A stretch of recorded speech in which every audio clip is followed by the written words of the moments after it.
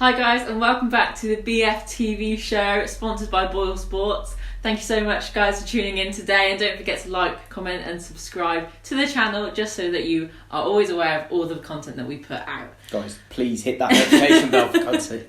I know that we're really inconsistent, but we're trying, but forgive us, please, Lord. We're trying out a new format now, aren't we? We're thinking about having one longer show every week rather than two smaller videos. See if you guys like that. Let us know, because it's a double week where we've got midweek games. Still going to be a double upload week, so don't worry about that. But we're going to try and roll preview review into one back to back. A little bit more content, gives us a bit more time to talk. We'll see how it goes. Let us know if you like that format, or if you want us to do small 10-minute preview and review videos, let us know. Coming up in today's episode, we will be going over our previous matches against Sheffield Wednesday and Millwall. We also spoke to Matt from the Reading Chronicle, and we look ahead to Reading and our team selection and score predictions. Let's briefly go over the Sheffield Wednesday and the Millwall games. How do you think Pep has gone about steadying that ship away from home now?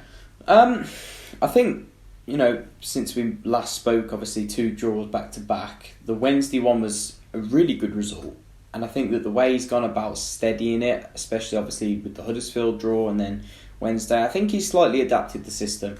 I think while we're still relatively expansive away from home, we've got a little bit more steeliness about us. We've got a bit more of a backbone, shall we say. We've still got a soft underbelly. We're gonna struggle to get rid of that. I can tell you where they are, but it'll take me all day. But he's gone about, maybe tucking the wingers back a bit more to offer a bit more support for the fullbacks. The midfield two don't drive forward as much. Bellingham's told to sit a little bit harder and sit in that deeper position. And I think more of a unit. It's kind of going back to the way Rowett played, but we're still more expansive than that. So we're still going in the right direction, but we have got a long way to go. But the 2 away points were really good results. I would have took that any day of the week. Had you have offered that me before? So quickly going on the Wednesday result, were you pleased with how it went? Yeah, I think before the game, you offered me a point. I just said, let's not play it, we'll just take the point. I think that in the end, I was disappointed though to take the lead. I think we were the better team for the 90 minutes. To concede with 10 minutes to go when there was obvious things that could have prevented that, especially with, I think Bellingham from the 60th minute was saying, look boss, I'm knackered, get me off. And he waited till we'd conceded to bring Davis on. I think was poor game management from Pep. I think that even Sunjic was looking a bit leggy. So some of the substitutions he made too late. Once we hit the 65-minute mark, with 25 to go, I'd have changed it and tried to shut up and go for the 1-0, hit him on the break. But overall, pleasing performance, a pleasing result, and it was 2 back-to-back points away from home. You couldn't moan, could you, really, in this league? No, indeed. No, it was always going to be a bit of a feisty game, especially after the comments made beforehand by Monk and the non-handshake before the game started. So, yeah, let's look at the Millwall game. So, Millwall went ahead. We brought it back to a 1-1. Do you think it was 1 point gained or 2 points dropped? Oh, it was 2 points dropped, 100%. No disrespect to Millwall. I thought... No, I don't think they were that good, actually, being... and again, I'm not being disrespectful, I don't think they offered that much, really. I think we almost made them look good at times. I think that we played into their hands from the start. He made big mistakes, Pep. He's learning. I still think he's learning. Not having a go at him, but he's got to learn from these mistakes. Needs to be the last time that he plays Alvaro and Duke up front together. It's got to be. I do not want to see that again, because you can't put 2 cloggers up front together. Just doesn't work. And he talks about playing a fluid, expansive passing game. It's not going to work. For me, neither of them should be playing at the minute, but that's my opinion. And then the system was just a bit too rigid for me as well. A bit too flat 4-4-2. We played into their hands. We played the bigger players to almost combat Millwall, whereas we should have been going to stamp our authority on the game. We didn't play electric football. We didn't play the way we have played in recent games. People, I think I said the other day, where's Marabti gone? I still ask him, where's Marabti gone? A few people saying, oh, he's not that good, he hasn't scored for it. Yeah, but the amount of work he does off the ball, creating opportunities, opening the spaces up in front of the back four. Touching on Morabti very slightly, games that he was in, we were getting very decent shot levels. Yeah. Against Millwall, we only had 10 shots with 3 on target. Yeah. Do you think Morabti really is the answer to playing that style of football that Pep wants to play, and without him that we're suffering? It's more the type of player than Morabti himself. Love the bloke. I think he offers us something, but it's more his calibre of player. I think that it's that small, diminutive, dynamic player rather than a big, strong, bustling sort of striker that holds the ball up. We had 2 of those. It's like, what are you holding the ball up for? Morabti would stretch the defence, and when we stretch the defence, like he did... Cardiff always springs to mind. Cardiff, Middlesbrough, not Fulham, Luton, Blackburn. He opens that pocket up between the defence and the midfield, and it allows Villalba, Crowley to go into those spaces and really make things happen. It causes them all sorts of problems, and that's where Duke can be more effective as well. I don't understand why everybody says, "Oh, Duke only works well with a with a little striker." Yeah, and I think Pep, he knows that as well. But then why is he playing Alvaro with him? It made no sense, and that's why for me we lost. Well, we didn't lose. We drew the game. It felt like a loss because had we have gone on to win that game, well, 5 points from 9, really good return since the international break. 3 points from 9 now, very, very bang average, low mid-table that. And obviously it puts more pressure on Saturday's result, but we'll talk about that in a little bit. But yeah, 2 points dropped, more than a point gained, I think. But 3 unbeaten, there are positives, you have to take it. But yeah, changes to be made on Saturday, but we'll get into that. So we also caught up with Matt from the Reading Chronicle. He was good enough to give us some of his time today to discuss Saturday's game at the Medeski and what Blues fans should be looking out for in Reading. He also touched a little bit on the controversial George Puskas and obviously his choice to choose Reading over Birmingham and how he's done so far down in Berkshire. Hello Birmingham fans, my name is Matt Joy. I am the Reading FC writer for the Reading Chronicle, helping the guys out at Birmingham Fan TV with a little preview ahead of tomorrow's game. So how can I see this game going? Well, Reading come into the game, my finger's on the screen. Reading come into the game on the back of a very important win last week, 3-1 away at Wigan. George Puskas sealed the deal with a 5-minute hat-trick. Was pretty incredible to watch, to be honest. I've not seen many things like that in my years watching Reading. So they'll be full of confidence. I mean, Mark Bowen started really well as Reading manager, lost a couple on the bounce at home to Leeds and away at Brentford, both those games finishing 1-0. But I think they were quite unlucky in a sense. Reading, especially against Leeds, were really defended well for the majority of the game, and they were just caught out with it. It was a cruel deflection which led to Leeds' goal. So the start under the new boss has been very, very encouraging, and I expect that to continue this weekend. Mark Bowen himself has said to me that he will be targeting 5 wins out of the next 5 games starting this weekend. So there'd be under no illusions that the Reading boss does expect his side to pick up all 3 points on Saturday. Who are the men to look out for? Well, I briefly mentioned him there, George Puskas. Anyone who has watched Reading this year will know that Puskas is a confidence player. On his day, when he has that spring in his step, he really, really does look like a threat. It's not quite worked for him. It's just things haven't been quite going for him up until last weekend, and then he got the penalty and then scored 2 brilliant goals very, very quickly after. So he'll definitely be one man to look out for. Who will be joining up top? That's a matter of some debate at the moment. Sam Baldock has been out for the last 2 games. He's looked really good under Mark Bowen. He's back fit, and I would expect him to probably be the man that joins Puskas up top, but also Lucas Zhao back to fitness, young Danny Loader, Yaku Mete, all vying for a place. So it'll be interesting to see. That'll be one of the real talking points for Reading fans, especially going into the game. Also a man to watch, Ovi Ejaria. He missed last week through illness, and Mark Bowen said that he's back in contention for this weekend. He's been back training. He is an absolutely fantastic player. Reading haven't been blessed with a huge amount of sort of, creative midfielders who have that sort of freedom of expression to really show what they can do in recent years. And Ovi Ejaria, since he's arrived on loan from Liverpool, has been a breath of fresh air. I mean, every Reading fan will agree with me. It's an absolute joy to watch that man perform. What he can do with the ball in sort of, close circumstances when being closed down by the opposition is brilliant, and he's looked like Reading's most creative player, alongside John Swift, who is having the best season in Reading colours. He won't be available this weekend. He's out for the next few weeks with injury. So, dodged a bullet there perhaps with Swifty being out, but Ajaria will definitely be the man who will be looking to create the most from the Reading midfield. And at the back, under Mark Bowen, Reading have looked a lot better, it must be said. Three at the back, three centre-halves in Liam Moore, Michael Morrison and Matt Miazga. I nearly said Matt Morrison. Michael Morrison, obviously ex-Birmingham, with then two wing-backs who you'd expect at this point to be probably Omar Richards and Andy Yeardom.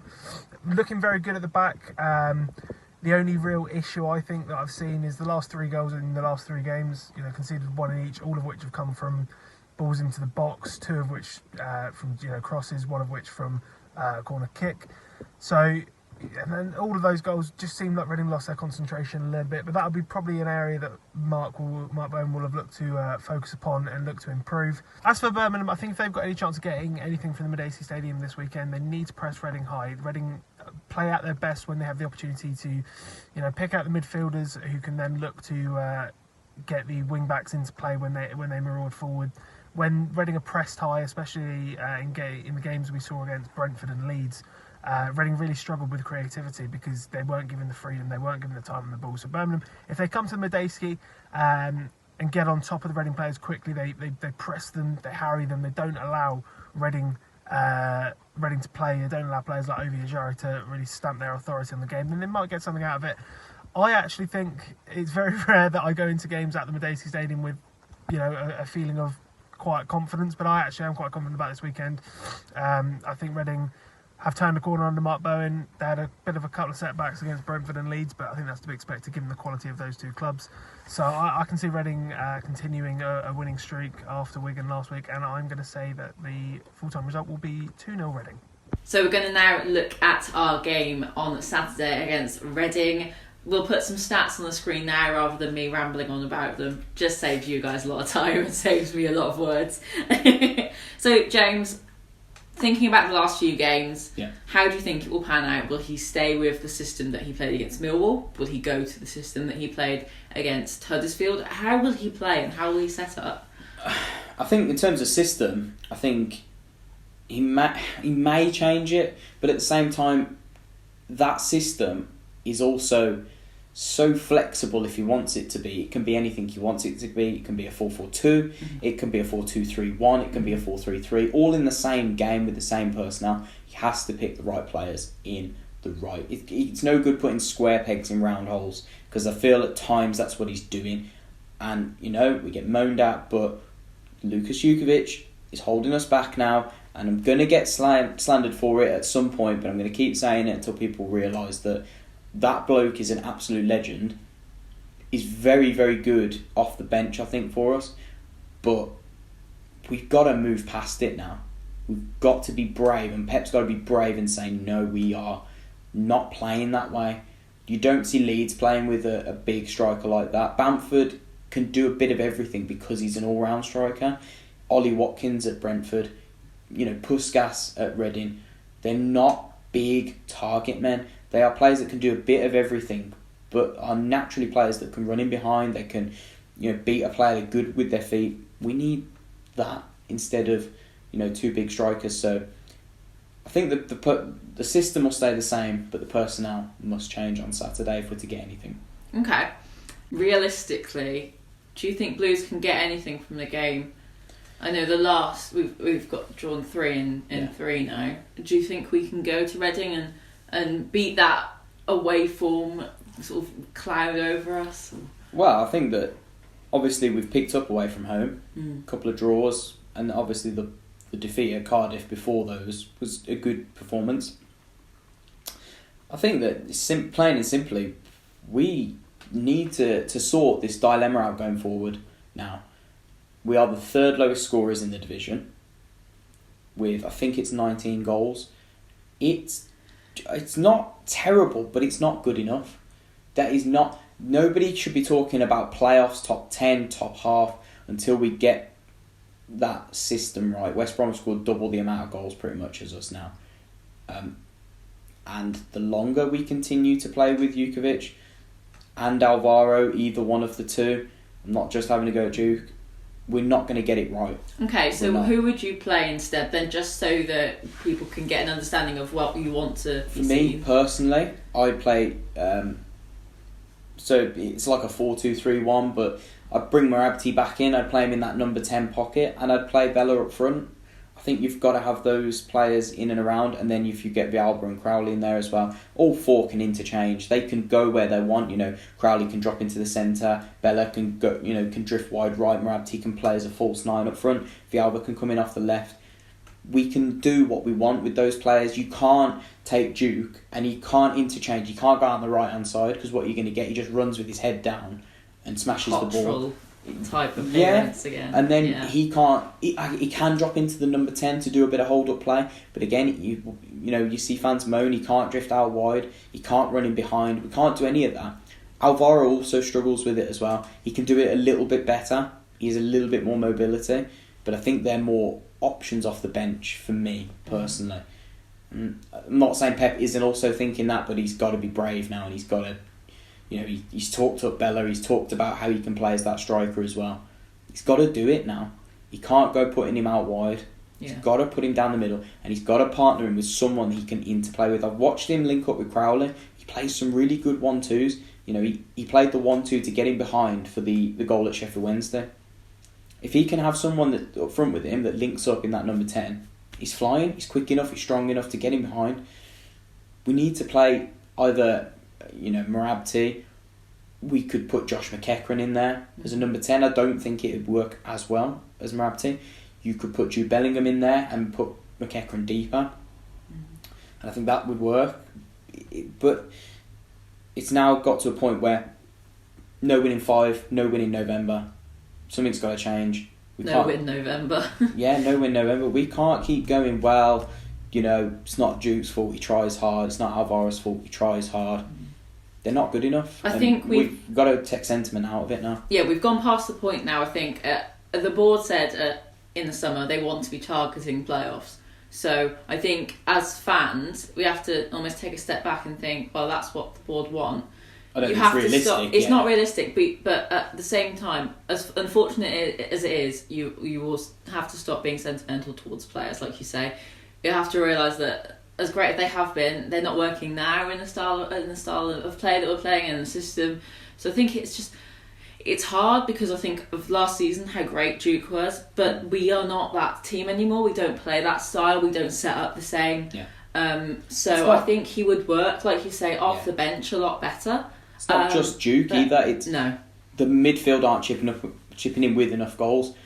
Crowley completely. doesn't. He got another assist on Saturday, Crowley. So while he's getting those assists, it's hard to moan at him. Villalba was terrible on Saturday against Millwall. Terrible. People moan about Magoma, but I think he's effective in his own way. I think he stretches defences. He's quite good at that. We see Montero. He's very good at being direct, but I think he's more of when there's tired legs, get him on after 60 minutes. Yeah, I worry about starting him. Yeah, obviously last time we started him, he was out for 2 months. So, again, he's a good option. But I think Magoma's one that we can't overlook either. Odin Bailey, but he's been in the 23s recently. So, it's not just the strikers either. It's the attacking four. But I think the best combination would be to have, the two strikers are the weakest point, shall we say. So, I think just to get something out of Saturday, that's got to change. Okay, so let's go for your lineup then. What you think your lineup? What you think should be? Or what I think Pep will go with. Let's go with what you think first. What you would like to see, and then go with Pep over, and we can compare them. Well, my team would be the same back four. So Truman in goal, back four. Colin. It's obviously Roberts is out now, which is a big loss for Blues. He's been outstanding this season. It's going to be Dean and Clark Salter, who Clark Salter I'm glad has shut the haters up, because can I just say he's probably been one of our standout players. Exactly, in the last few games. Him and Roberts have looked a more solid partnership than Roberts and Dean. For me, I understand people may not think the same, but for me that's the best. I thought Dean did okay on Saturday. Did okay. So, good to see him back, but he's got to prove his point now. He's got his chance to prove his point, because if it was up to me, I was the manager, he'd be the one on the bench. Yeah. But he's got his chance now, luckily again. Pedersen back on the left, Sunjic and Bellingham in the deeper roles. It's got to be Crowley right, Villalba left. And for me, I would have Marabti and Bella in there. But I just don't think he's going to go with that. I think he'll go with the same team, but then up front he'll go with Duke and he'll go with Bella, I think. So he'll bring in one of the two, but I struggle to see it working. I worry now, because we're slipping down the table and people have got their eyes shut to it at times. I think it'll work under Pep, but he's almost making his own problems as well. And Blues fans need to wake up and say that, look, what we're using isn't working, so time to change. So, but that's my team. I think he'll go with, and I would like to go with, but I don't know. What about you? For me, I'd go with Truman. Obviously, I think he's been brilliant last few games. Shout out to Truman. Yeah. Absolutely. I think he saved us at times at Wednesday. Definitely saved us on Saturday. 2 or 3 times. We were lucky not to lose on Saturday. And he made 1 or 2 decent saves at Huddersfield, so big shout out to Connell Truman. He's been great. Yeah. So then I would go with Max, Jake Clark-Salter, then I'd go with Dean and Pedersen, obviously. Yeah. I think I would go with Sunjic and McEachran. Okay. And I would go with Crowley and Villalba, Bella and Bellingham. Okay, yeah. But Bella being the striker and Bellingham playing Being off the him. number 10, yeah. Just because I really like Bellingham when he gets further up the pitch. I think him as a central midfielder is brilliant, but I feel like he's got something more to him than just that. And I think him being a more attacking player would definitely give him another edge. And I think it'd be exciting to see, because especially at games like Charlton and games earlier in the start of the season, he was more up the pitch, he was scoring more. And I think giving him that opportunity again to be inside the box more, to be more influential up top, will not only help us score more, but it would help the creativity around the midfield again. Yeah. McEachran is a good player. I really like him, and Sunjic I think would work really well together. Yeah. I think that Bellingham works very well with both wingers. I think his partnership with them would create more flow going forward. And Bella, he hasn't played much for us, let's be honest, but if he can play as a striker, there's no harm in chucking those two up top, seeing what happens and experimenting now, because it has got to that point where we need to. Exactly, it's got to the point now. We are a few games away from January, so the transfer window, so I hope, fingers crossed, we get someone like Naki Wells. I think we need 3 or 4 in January. We do, but we need the strikers more than anything. We need 2 forwards, but yeah. So Jay, let's go with your score prediction. What do you think? I'll go with the same as what I told Matt from the Chronicle. I'll go with 1-1. Okay. And that's me being positive. I'm trying to take no negative look on this. I try not to, because I got told off before. I'm sorry that I was so negative. I genuinely can't see us winning at all. I think that if we get a point, I'd be pleased, and hopefully we can win on Wednesday night against QPR. But we can't now keep relying on, well, we get a point away from home and go and win at home, because we didn't win against Millwall. So we need to win. It is a must win for me, but a point would also be satisfactory, should we say. Okay. I'm going to go with 1-1 as well, just because obviously Puskás scores a lot for them. Yeah. So I can't see them not scoring, and I can't see us not conceding. Just not for the sake of how good our defenders are, but because that just seems to happen at the moment. Yeah. I can't, unless we are playing Bella and Bellingham, or Bella and someone else other than Lukas Jukovic and Alvaro Jimenez. I just don't see us scoring enough to warrant a win. So, as negative as it is, I think it's more constructive criticism rather than trying to be negative. Obviously, we want the best. Yeah, we analyse, we try and understand different ways of thinking about the team and different ways of looking at it, rather than just the general consensus, so to speak. Yeah. So, yeah, hopefully you guys enjoyed the video. But yeah, thank you guys so much for watching. Let us know down below what you think, what your starting lineup would be. Are we being too critical? Yeah, are we being too critical? We are, I think, not too far off the playoffs, but we are slipping down the table now. We're 6 points off, so it's still very much achievable. But with, like we said, being the 3rd lowest scorers in the division, doesn't bode well. You can't be talking about players if you're going to be that, weak going forward. So, defensively, I think we're okay actually now, but we'll see. Yeah, completely. So guys, don't forget to like, comment and subscribe. Let us know your thoughts down below. Is James too negative? Am I always too negative? Never too negative, no. Thanks guys so much. Thanks guys so much for watching, and take care. Keep right on. Keep right on, guys.